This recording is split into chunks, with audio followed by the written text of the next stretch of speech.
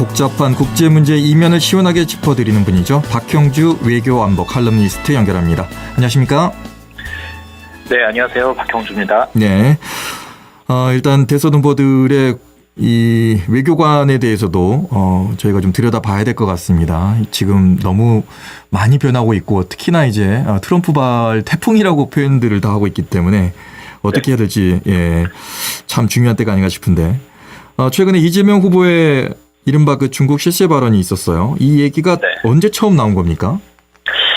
이게 사실 한 1년 전입니다. 더불어민주당 이재명 대선 후보, 당시는 이제 더불어민주당 대표였는데 지난해 총선 때 이 이야기가 처음 나왔었거든요. 그때 이제 기억하시겠습니다만 총선 그 유세에서 그 양안 문제라고 하죠. 중국과 대만 관계를 이제 저희들이 양안 문제라고 하지 않습니까? 이 이야기를 하면서 그대로 옮겨드리면 이런 얘기를 했습니다. 왜 중국에 집적거리냐? 그냥 셰셰 감사합니다라고 하고 대만에도 셰셰 감사합니다 이러면 되지 않느냐라고 말하는 바 있습니다. 그러면서 양안 문제에 굳이 우리가 왜 개입을 하느냐 이렇게 이야기를 했습니다. 그때 이제 당시 상황을 좀 얘기해드리면 그때 대만에서는 대만 총통 선거가 있었거든요. 네. 여기에서 이제 민주진보당이라고 하면 그 대만에서 그 독립 성향이 강한 진보 정당입니다. 네. 민주진보당이 3선에 성공하면서 그 라이칭더 총통이 취임했고 그 이후에 이 대만하고 베이징, 그러니까 양안 갈등이 굉장히 좀 극화됐던 그런 시기였거든요. 그러니까 이게 이제 쟁점이 되니까 이재명 당시 민주당 대표도 선거 유세하면서 그 얘기를 한 거겠죠. 그런데 이제 그 지금 대선 국면에서 사실 이 이야기를 다시 꺼낸 사람은 그 이재명 후보였습니다. 네. 지난주 13일에 대구 유세에서 그 당시 발언을 꺼내면서 아니 다른 나라하고 잘 지내면 되지 대만과 중국이 싸우든지 말든지 우리가 무슨 상관이냐. 그때 내가 뭐 중국 쉐쉐, 대만 쉐쉐 이게 틀린 말이냐 이렇게 반문을 했습니다. 그러면서 또 내가 최근에 일본 대사를 만났는데 일본 대사에게도 쉐쉐 하려다가 못 알아들을 것 같아서 감사합니다라고 이제 했다면서 이게 잘못됐냐라고 얘기를 했습니다. 조금 그 약간의 그 좀 유머를 섞은 말인데 그 말의 취지는 이런 거였던 것 같습니다. 이재명 후보도 이렇게 얘기를 했는데 외교는 언제나 국익 중심으로 해야 된다. 한미 동맹은 한미 동맹대로 또 한미일 동맹은 또 한미일 동맹대로 잘하고 또 중국과 러시아 관계도 잘 유지를 해서 우리가 그런 나라들하고도 비즈니스를 해야 되는 것 아니냐 이런 취지로 이 셰셰 발언을 한 거다라고 이제 얘기를 한 거죠. 네. 과거에 이제 그런 표현이 있었습니다. 우리의 처지가 도랑 속에 든 소다. 우리는 양쪽에 있는 풀을 다 먹어야 되는 상황이기 때문에 어느 쪽에 치우쳐졌다간 우리가 외교적으로 피해를 볼 수도 있다. 뭐 이런 얘기가 있었는데 이렇게 말하지 않고 좀 이렇게 유머를 섞어서 말한다는 게 좀 가볍게 느껴졌을까요? 왜 국민의힘 쪽에서는 뭐 사대주의다, 굴종외교다 이런 비판까지 내고 있고요. 네, 그렇죠. 국민의힘이 즉각 반박을 했죠. 그때 총선 때도 뭐 비난을 했는데 이번에 이제 대선 국면에서 이 발언이 나오니까 또 다시 좀 얘기를 했습니다. 앞서 보니까 이준석 개혁신당 대표 인터뷰를 하셨던데 그 이준석 대표도 최근에 대선 후보 토론회에서 이 문제를 끄집어냈었죠. 국민의힘의 경우는 이렇게 얘기했습니다. 국익을 위협하는 친중 외교다. 이재명 후보의 발언이. 예를 들어서 권성동 원내대표는 이 후보의 실세 발언이 명백히 틀린 말이다. 양안 관계가 우리나라와 왜 관련이 없느냐. 나 몰라라 하겠다는 식의 외교는 미국 등을 비롯해서 우방국에 불안감을 조성한다라고 이제 얘기를 했습니다. 그러면서 또 이제 앵커께서 얘기하셨던 것처럼 이거는 뭐 중국에 대한 사대주의다, 굴종 외교다 이런 표현도 국민의힘 쪽에서는 나왔던 거죠. 네. 그런데 이게 이제 발언의 취지 자체가 이제 그 토론에서도 나왔습니다만 너무 극단적으로 그냥 양쪽으로 이제 갈라버리니까 그렇게 된 건데 발언의 취지는 그게 아닌 것 같은 느낌이었는데 이게 어디서 이렇게 소위 말해서 핀트가 나왔을까요? 사실 이 정확히 말하면 이 셰셰 논쟁의 핵심은 그겁니다. 그러니까 우리가 지금 굉장히 중국과 미국의 갈등이 첨예하지 않습니까? 거기에 이제 중심에 대만이 있는데 만약에 대만에서 실질적으로 군사적인 충돌이 일어나면 그때는 우리 그 한국 입장에서는 어떤 입장을 취해야 되느냐, 어떤 게 국익이냐, 사실 이게 이 문제의 핵심이거든요. 그러니까 이재명 후보는 이 부분을 좀 쉽게 표현한 거죠. 중국 쪽으로도 너무 치우쳐서도 안 되고 미국 대만 쪽에서도 너무 치우치지 않고 국익에 따라서 해야 된다. 그런 얘기했는데 그걸 이제 그 국민의힘 쪽에서는 이거는 친중이다라고 지금 아무래도 선거의 기간이다 보니까 어떤 문제의 본질보다는 이걸 이제 정쟁으로 흘러가는 그런 측면이 없지 않아 있는 것 같습니다. 네. 뭐 양안 간에 중국과 대만 간에 뭐 위기감이 있습니다만 아직 이제 뭐가 일어나지는 않았습니다. 그렇기 때문에 네. 우리가 너무 여기에 이제 몰입해서는 안 될 것 같다는 생각이 드는데 중요한 건 이제 미국 정부가 이거를 어떻게 보느냐 또 중국과 대만 관계를 미국 정부는 또 어떻게 생각하느냐 이것도 문제 아닙니까?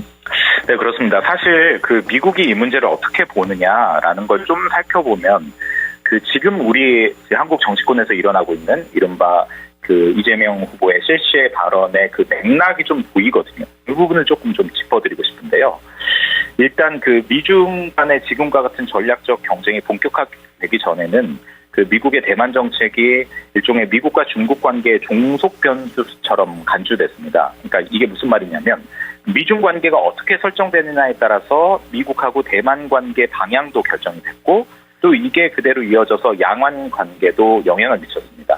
그러니까 미중 관계가 좋았을 때는 이 대만 문제가 크게 불거지지 않았다라고 이해를 하시면 되는데요. 그런 과정에서 미국은 일종의 전략적 모호성 이런 접근을 했습니다. 그래서 대만 문제를 다루는 어떤 약간 유연한 정책 도구로 삼은 건데요. 그 대만의 지위나 양안에 대해서 약간 모호하게 애매한 입장을 유지하면서 그러면서 중국과의 관계를 발전시키는 동시에 또 대만과도 이 비공식적으로 우호 관계를 유지하는 그런 접근을 취했거든요.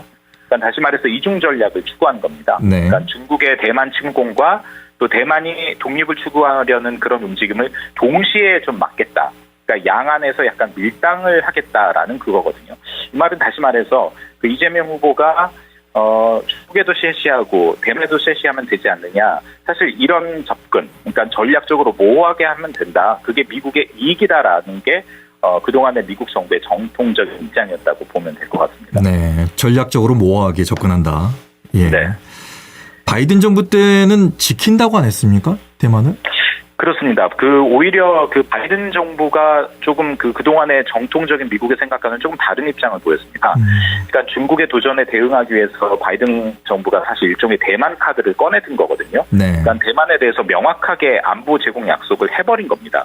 그러니까 이제 이걸 좀 전문적인 용어로 전략적 명료성으로 이제 돌아섰다라고 얘기를 하는데 그 명분이 이거였습니다.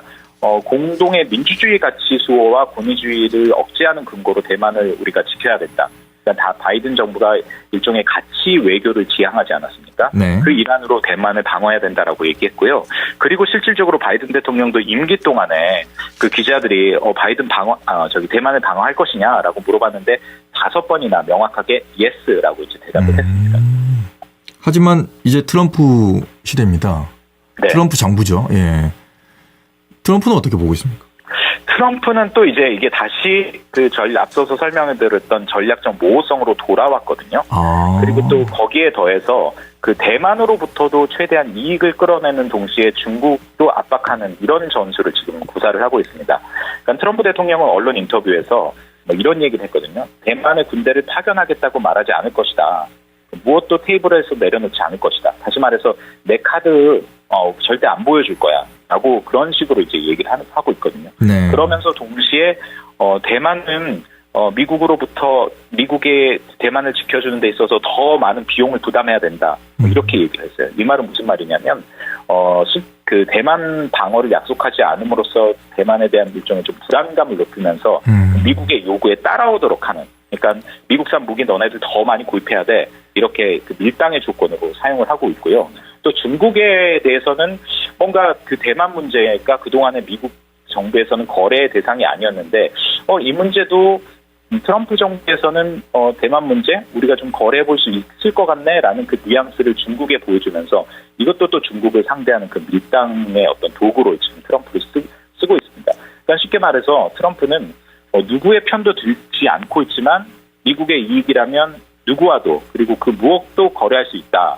그러니까 그 정통적인 전략적 모호성 플러스 거래주의 외교를 더하고 있다. 이렇게 좀 보시면 될 것 같습니다. 네, 뭐 이런 얘기 들으면 정치인이나 대통령이 아니라 무슨 사업가 같은 느낌이 비즈니스맨 같은 느낌이 좀 들어서 그 똑같은 이런 상황을 우리한테 대입시켜 보면 트럼프는 또 우리한테도 비슷하게 하지 않습니까? 그렇죠. 이제 사실 우리나라가 미국에 가장 가까운 동맹이라고 하지만은 트럼프는 그런 얘기 자주 하죠. 동맹이 오히려 우리에게 손해를 주고 있다. 그 말은 다시 말해서 우리들은 동맹을 위해서 굉장히 많은 비용을 지불하면서 동맹을 지켜주고 있는데 동맹은 정작 한국을 특정해서이겠죠. 우리들에게 자동차 팔고 컬러 TV 팔아서 부자가 되고 있다. 그러니까 트럼프는 동맹의 가치보다는 동맹이 얼마나 우리에게 효용감을 주느냐, 가성비 있느냐, 이걸 더 중요하게 생각하는 그런 접근을 펴고 있는 거죠. 근데 대통령에 올라 있고 두 번째 하는 사람이 우리나라나 대만의 지정학적 위치의 중요성에 대해서 모른다는 게 말이 안 되거든요. 그게 다 계산된 의도라고 할 수 있을 겁니다. 예. 그러니까 사실 바이든 정부는 가치 외교를 지향했기 때문에 어떤 거래적인 시각보다는 대만을 우리가 지켜야 된다라는 그런 그 논리에는 우리가 민주주의 가치를 수호해야 된다라는 그런 계산도 있었고요. 그리고 또 만약에 우리가 대만을 지켜주지 않을 거라는 그런 신호를 영내의 다른 동맹, 다시 말해서 한국이나 일본, 필리핀, 호주에게도 준다. 이들의 동맹에 대해서 더 이상 신뢰하지 않을 것이다라는 그런 점들을 사실 바이든 정부는 좀 우려를 했었던 거거든요. 그런데 지금 이제 트럼프 정부에서는 이 모든 것들을 얼마나 이것이 우리 미국 국민들에게 혹은 미국 비즈니스에 도움이 되느냐라는 그 거래 문제로 이제 치환을 해서 이 동맹을 상대하고 상대국을 상대한다라고 이제 보시면 될 것 같습니다. 네. 그러니까요. 지금 러시아와 우크라이나 지금 사이의 이 관계에서도 러시아로 가서 이 얘기했다가 다시 또 우크라이나 대통령 만나가지고 또 달라졌다가 자꾸 왔다 갔다 하니까 종잡을 수가 없어요. 예. 그래서 지금의 이제 나오게 될 새 정부는 정말로 전략적으로 접근을 잘해야 될 것 같은데 어떻게 해야 될 거라고 보십니까? 사실 이 문제는 새 정부 들어서 굉장히 현실화될 문제인 것만은 사실입니다. 다시 말해서 미국이 지금 중국 봉쇄, 중국 견제의 모든 재원을 쓰려고 작정을 하고 있거든요. 이건 비단 트럼프뿐만 아니라 민주당 정부가 들어서더라도 미국은 그 부분에 있어서 대외 정책에서 굉장히 집중을 할 겁니다. 그렇기 때문에 중국과 가장 가까이 있는 동맹이죠. 한국과 일본에게 너네들도 우리가 중국을 압박하는데 견제하는데 동참해라고 이제 이야기하고 주문하는 건 주문할 거는 굉장히 너무나 자명한 사실이거든요. 하지만 우리가 좀 다시 생각해 볼 게 미국이 지금 답해라고 한다고 해서 우리가 꼭 당장 지금 답할 필요는 없다라는 겁니다. 그러니까 지금 협상 테이블에서는 이 문제를 가지고 팽팽하게 줄다리기를 한다 하더라도 그 외교의 그 사령탑 역할을 하고 있는 대통령은 우리가 어떻게 할 것인지에 대해서는 끝까지 모호하게 전략적으로 애매하게 가져갈 수 있다라는 거죠. 그것이 사실 우리나라뿐만 아니라 지금 앞서서도 제가 설명했던 그 트럼프 정부가 지금 구현하고 있는 대외 정책이라고 할 수 있거든요. 그렇기 때문에 미국이 물어본다고 해서 동맹이 물어본다고 해서 우리가 무조건 당장 예스 하거나 노 하거나 이럴 필요는 저는 없다고 생각합니다. 최대한 나중에 결정을 해서 왜냐하면 지금 국제 정치가 어떻게 될지 모르잖아요. 미중 갈등이 굉장히 치열해질 수도 있고 최근에는 미중 간의 그 관세 전쟁이 굉장히 치열하게 흘러갈 듯 하다가도 전격적으로 일단 그 봉합되는 그런 국면으로 넘어가고 있지 않습니까? 네. 그렇기 때문에 우리가 당장 어떠한 미국의 어떤 부름에 미국의 질문에 대답할 필요는 없다고 생각하고요. 국제적인 정세들을 잘 보면서 최대한 우리가 움직일 수 있는 공간들을 좀 넓혀가는 그런 약간 좀 지혜로운 외교가 필요할 것 같습니다. 네. 요 며칠의 유행어는 극단적이라는 표현인 것 같은데 극단적으로 말씀드리겠습니다. 중국과 미국이 우리를 양쪽에서 다 압박하고 있다. 그럼 우리는 어떻게 해야 됩니까? 사실 다 압박하고 있는 거는 어제 오늘의 일은 아니거든요. 네. 그만큼 사실 한국의 국력이라든가 여러 가지 것으로 그 압박할 수 있는 그 압박을 견딜 수 있는 혹은 또 압박을 좀 유연하게 할 수 있는 그런 지렛대를 가졌다라고 생각해요. 트럼프도 그 얘기했잖아요. 한국의 원자력이라든가 아니면 조선업 이런 걸 협력해야 된다라는 그런 얘기를 했고요. 그리고 또 중국 입장에서도 미국을 상대하려면 지금 한미일 그 연대의 가장 약한 골이라고 생각하는 한국을 향해서 끊임없이 구애를 펼칠 거거든요. 그렇기 때문에 우리는 최대한 우리에게 그 가지고 있는 공간들을 잘 활용하고 우리가 가지고 있는 지렛대를 적절한 시점에 사용하는 이런 것들이 상당히 좀 중요하다고 생각합니다. 앵커께서 얘기하셨던 것처럼 극단적으로 당장 우리가 뭐 중국하고 이혼할까? 그리고 완전히 미국으로 붙을까? 사실 이런 선택을 그런 극단적인 이야기들이 뭐 유튜브나 담론상에서 많이 나오지만 사실 현실 정치나 외교에서는 그런 일들은 사실 많이 일어나지 않잖아요. 네. 최대한 전략적으로 유연하게 움직이는 것들이 현실 정치고 현실 외교거든요. 특히 네. 우리나라처럼 자원이 부족하고 그리고 대외적으로 무역을 하고 외교를 통해서 생존을 해야 되는 우리나라 같은 입장에서는 사실 외교라는 게 본질이 누구의 편이냐가 아니라 무엇이 우리에게 이익이냐 이런 것을 따지는 영역이 되어야 된다고 생각합니다. 그리고 지금 특히 자국 우선주의가 현실인 지금은 더더욱 그렇다는 걸 좀 강조해드리고 싶습니다. 예, 알겠습니다. 여기까지 듣겠습니다. 말씀 고맙습니다. 네, 감사합니다. 네, 지금까지 박형주 외교안보 전문 칼럼니스트와 얘기 나눴습니다. 언제 어디서나 내 손 안의 뉴스. 강주 MBC 뉴스 유튜브 구독으로 함께하세요.